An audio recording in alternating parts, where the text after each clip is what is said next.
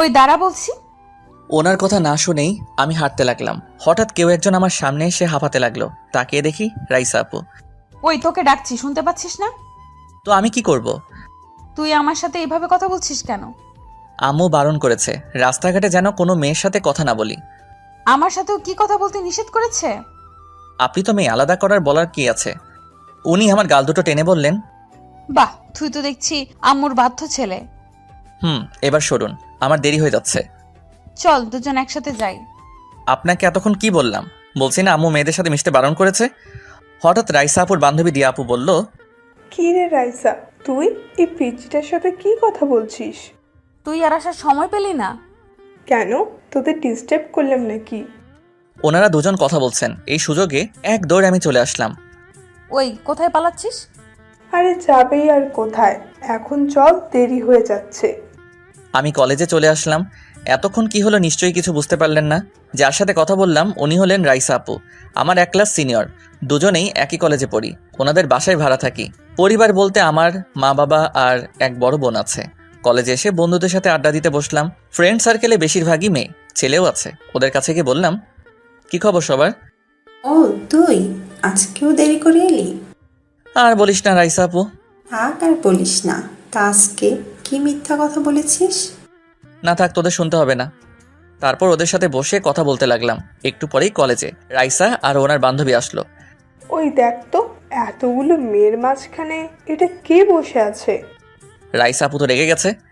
শয়তানটা আমাকে মিথ্যা বলেছে। দাঁড়া, আজকে বাসায় গেলে ওকে দেখছি। কি বলেছে তোকে? ওর মা নাকি ওকে মেয়েদের সাথে মিশতে বারণ করেছে। আর এখন দেখলি এতগুলো মেয়ের মাঝখানে ও বসে গল্প করছে। রাইসার কথা শুনে দিয়া আপু হাসতে লাগলো। ওই হাসবি না, এখন চল ওর আড্ডা দেওয়া বের করছি। তুই গেলে যা, আমার এত টাইম নেই। এমনিতেই মাথা গরম আছে কিন্তু। আরে রেগে যাচ্ছিস কেন, চল। তারপর ওরা দুজনে আমার পিছনে এসে দাঁড়ালো। কি রে, তোরা হঠাৎ বোবা হয়ে গেলি কেন? পিছনে তাকিয়ে দেখ, তোর জম দাঁড়িয়ে আছে।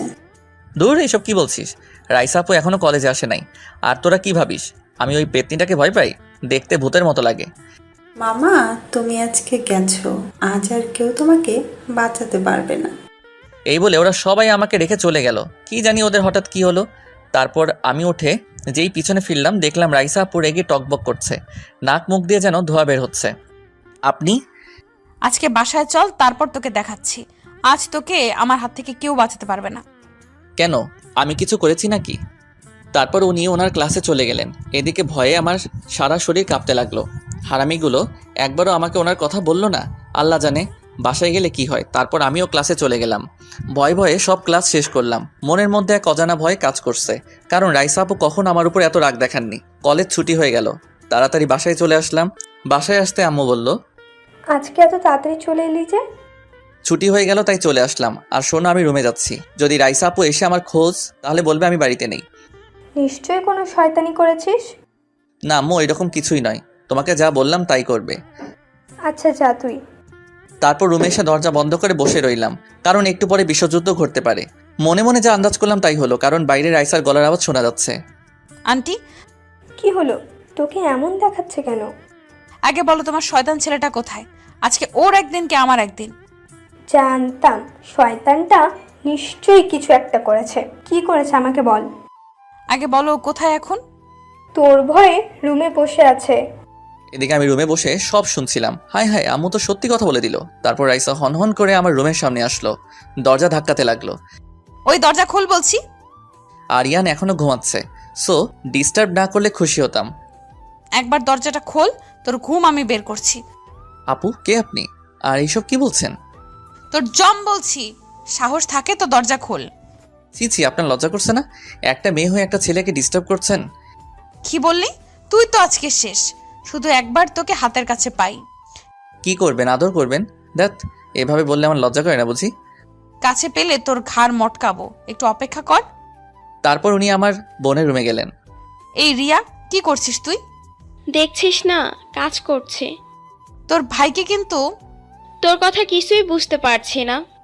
আজকে কলেজে যাসনি কেন? শরীর খারাপ ছিল। এখন বল, তুই এত রেগে আছিস কেন? তোর ভাইকে রুম থেকে বের কর। কেন করব? আমাকে বল কি হয়েছে। একবার ওকে হাতের কাছে পাই, তারপর মজা বোঝাবো। আমার সাথে মজা করা? ধ্যাত, কি হয়েছে আমাকে বলবি তো? নিচে থেকেই কি বিড়বিড় করছিস? কিছু না, এখন আসি।